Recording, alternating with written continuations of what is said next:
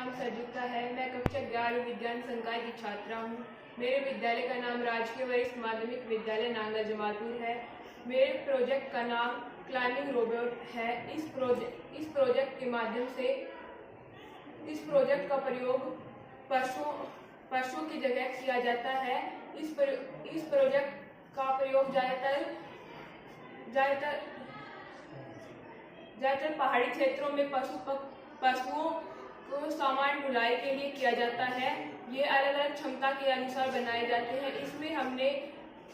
इसमें हमने लेवर सिस्टम व अन्य विभिन्न प्रकार की मोटरों का प्रयोग किया है।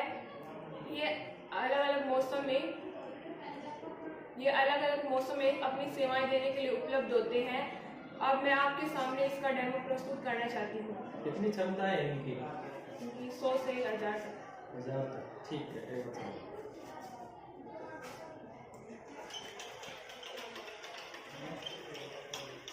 Very good.